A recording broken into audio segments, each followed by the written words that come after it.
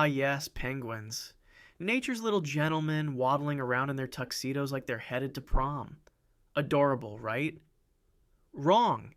These birds are out here running prostitution rings, practicing necrophilia, and committing kidnapping like they're auditioning for a David Fincher movie.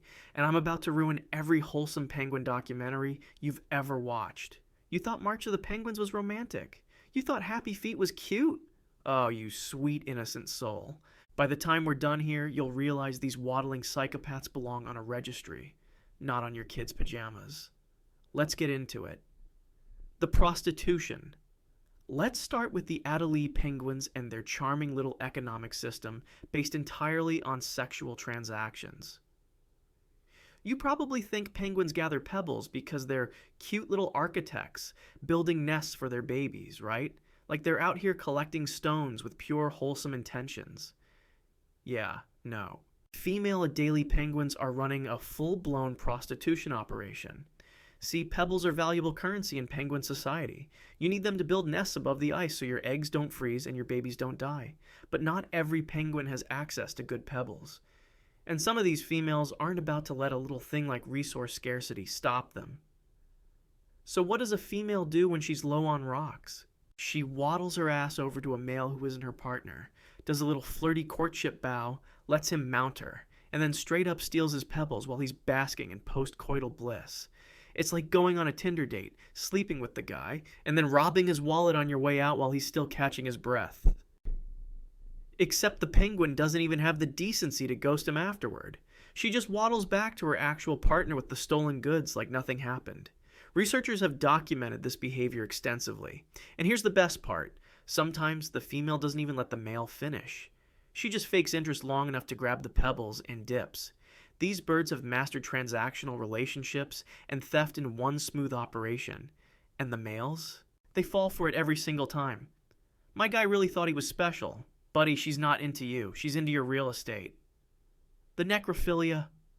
Now let's talk about what happens when a penguin's standards drop even lower than prostitution.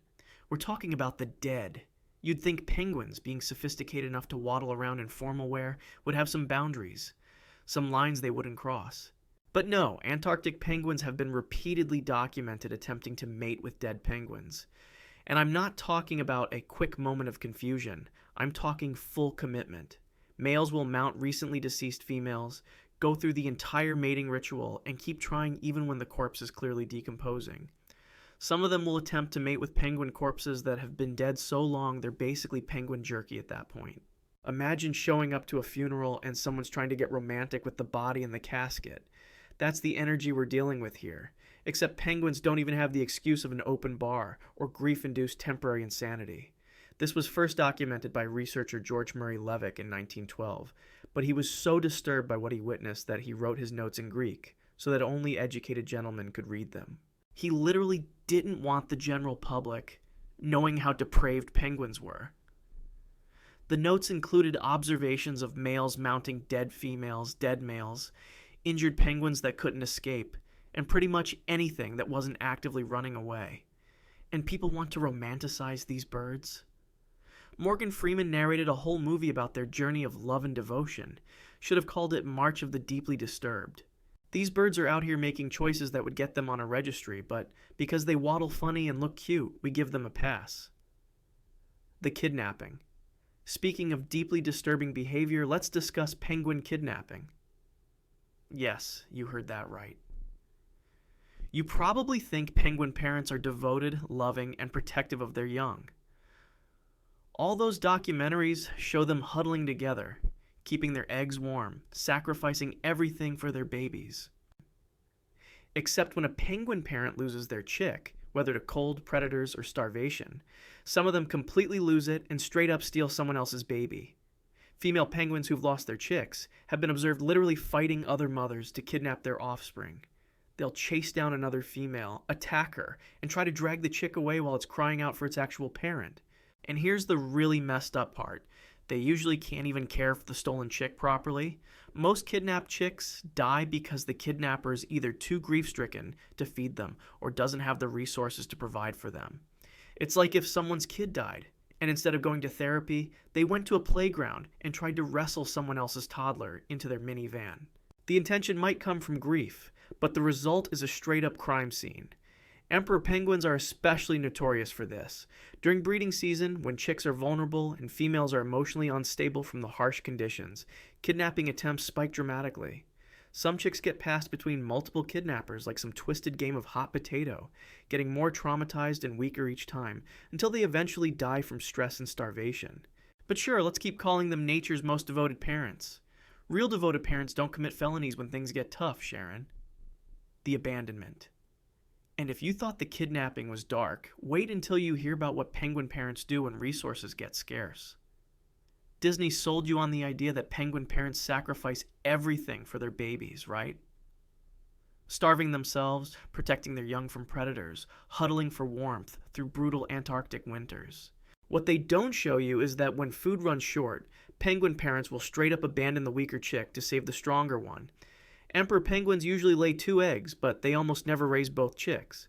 Once they hatch, the parents assess which one is bigger and stronger, and then they just stop feeding the other one. They'll literally step over the weaker chick while it's crying and starving, giving all the food to its sibling. And it gets worse. If the weak chick tries to beg for food too aggressively, the parent will sometimes peck it or shove it away violently until it gets the message and dies quietly in the corner. Imagine having twins and deciding, yeah, this one's got better vibes, and just letting the other one starve right in front of them while you feed their sibling. That's peak psychological warfare combined with casual infanticide. This is called brood reduction. And it's an evolutionary strategy to maximize survival odds when resources are limited, but that doesn't make it any less brutal to watch. Researchers have documented parent penguins stepping on their weak chicks, pushing them out of the huddle into freezing temperatures, and completely ignoring their distress calls until they die. So much for that penguins mate for life wholesome narrative. They mate for life, sure, but they'll sacrifice your kid without hesitation if the survival math doesn't add up. That's some Hunger Games level parenting right there. The projectiles. Alright, after all that darkness, let me end on something that's more funny gross than existentially disturbing. Penguin poop. You probably never thought about how penguins defecate. Why would you? They're just cute birds doing cute bird things. But penguins can't afford to leave their nesting spot when they're incubating eggs. If they stand up, the egg freezes and the baby dies. So what do when nature calls? They literally just let it rip from where they're sitting. But here's where it gets wild. Penguins can shoot their poop up to 4 feet away from their body. They generate enough internal pressure to launch a stream of liquid feces, like a biological sniper rifle. Imagine sitting on your couch and just projectile blasting diarrhea across your living room without even standing up. That's penguin life. They're out here treating their nesting grounds like a Jackson Pollock painting, except it's all various shades of white and brown excrement splattering everywhere. Scientists actually studied this and calculated the pressure required for penguins to achieve this distance. They published a paper titled "Pressures Produced When Penguins Poo," because apparently researchers have a sense of humor. The pressure can reach up to 60 kilopascals. For reference, that's enough force to make you seriously reconsider standing downwind from a penguin colony. So next time you see a cute penguin video, just remember, that little gentleman in a tuxedo is probably one bad meal away from becoming a biological defense turret. Adorable. So there you have it. So there, penguins.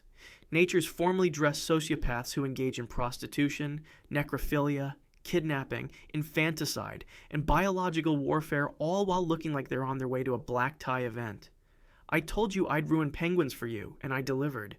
You'll never look at Happy Feet the same way again. Every time you see a penguin at the zoo waddling around all innocent, you'll know the truth. But honestly, even with all this nightmare fuel, penguins are still one of my favorite animals. They're just complex. Disturbed, morally bankrupt, and deeply traumatizing, but complex. Kind of like humanity when you think about it. Anyway, thanks for watching, and sorry about your childhood memories.